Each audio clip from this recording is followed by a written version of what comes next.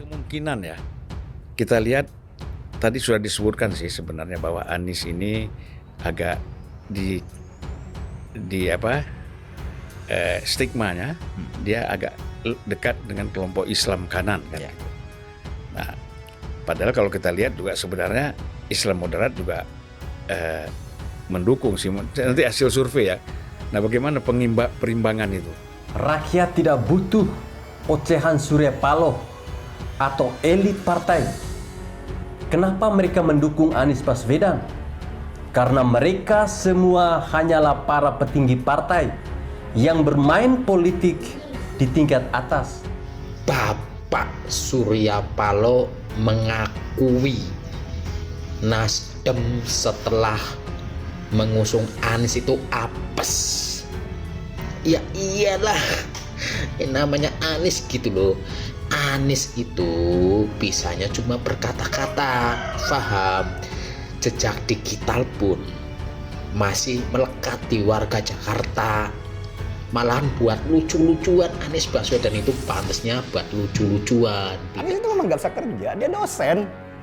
Gimana sih seorang dosen? Secara teori oke, kalau menyampaikan dan mengajarkan oke, tetapi kemudian disuruh mengeksekusi sesuatu, nonsens. Dan itu terjadi.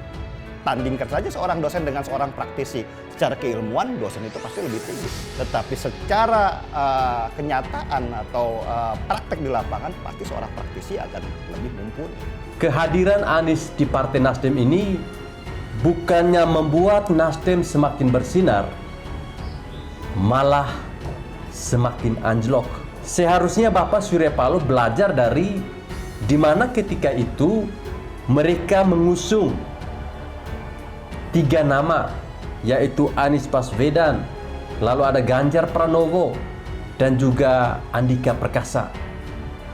Di saat itu pula, ketika rakyat melihat ada nama Anies di sana, kepercayaan masyarakat kepada Partai Nasdem langsung anjlok.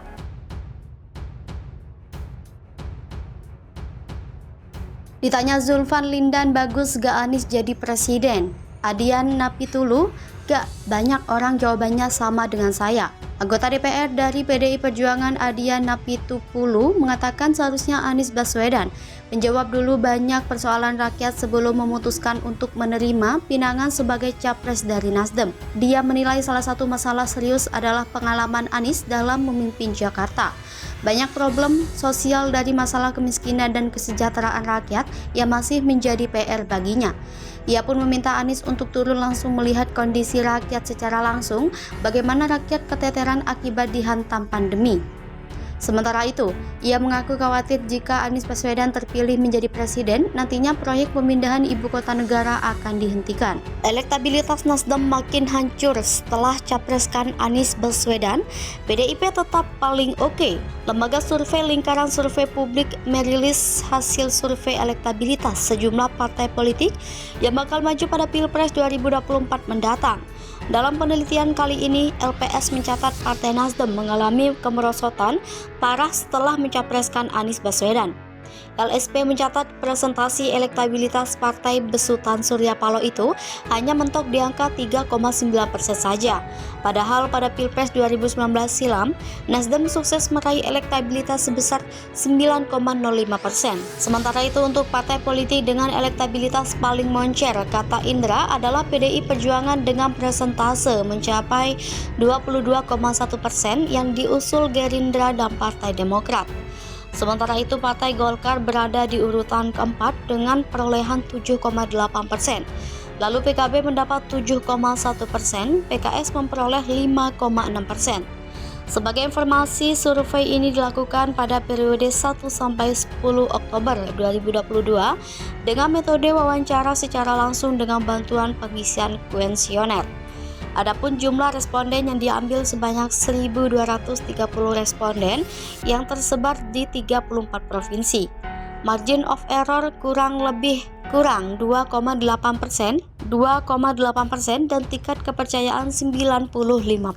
Pesan Nasdem untuk kader yang keluar karena Anies dideklarasikan jadi capres. Wakil Ketua Umum Partai Nasdem Ahmad Ali memberi pesan kepada sejumlah kader yang memutuskan untuk keluar dari partai usai Anies Baswedan dideklarasikan sebagai calon presiden 2024.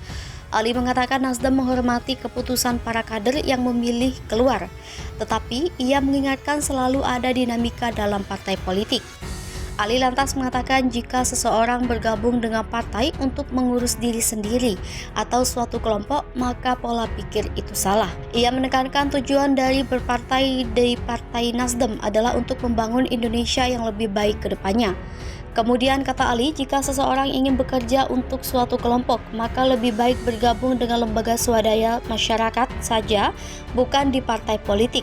Menurut Ali, di dalam partai politik diperlukan kedewasaan seorang kader dalam menjalani proses demokrasi di internal partai. Lebih lanjut, Ali memberi tips untuk kader Nasdem yang memutuskan keluar dari partai karena tidak setuju dengan keputusan mengusung Anies Baswedan menjadi capres. Menurutnya, tidak perlu menimbulkan kegaduhan dengan berceloteh di media sosial. Sebaliknya, Ali melanjutkan, jika tidak setuju maka dia perlu memilih Anies di bilik suara nantinya. Sementara itu, Ali juga menyampaikan rasa terima kasih kepada salah satu kader Nasdem yang keluar, Niluh Jelantik. Ia menilai Niluh Jelantik adalah salah satu kader terbaik yang pernah dimiliki Nasdem. Sejumlah kader Nasdem mundur. Diketahui, langkah Partai Nasdem mendeklarasikan Anies Baswedan sebagai capres yang akan diusung pada pemilihan presiden 2024 menuai beragam reaksi dari sejumlah kader. Pengumuman untuk mendukung Anies menjadi capres disampaikan Ketua Umum Partai Nasdem Surya Paloh di Nasdem Tower, Gondang Dia, Menteng, Jakarta Pusat. Sementara, ternyata tidak seluruh kader Nasdem sepakat dengan keputusan partai mengusung Anies Baswedan sebagai capres. Ada kader yang terang-terangan menyatakan ketidaksetujuan, tetapi yang lainnya mendukung keputusan itu. Contohnya di kota Semarang, Jawa Tengah. Sejumlah kader Partai Nasdem di ibu kota itu menyatakan siap tidak sejalan dengan keputusan mengusung Anies Baswedan menjadi capres. Pernyataan sikap menolak tersebut disampaikan dengan cara keluar dari keanggotaan partai.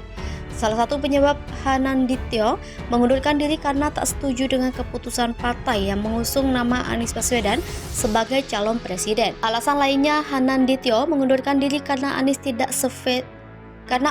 sevisi dengan prinsip berpolitik yang dipegangnya.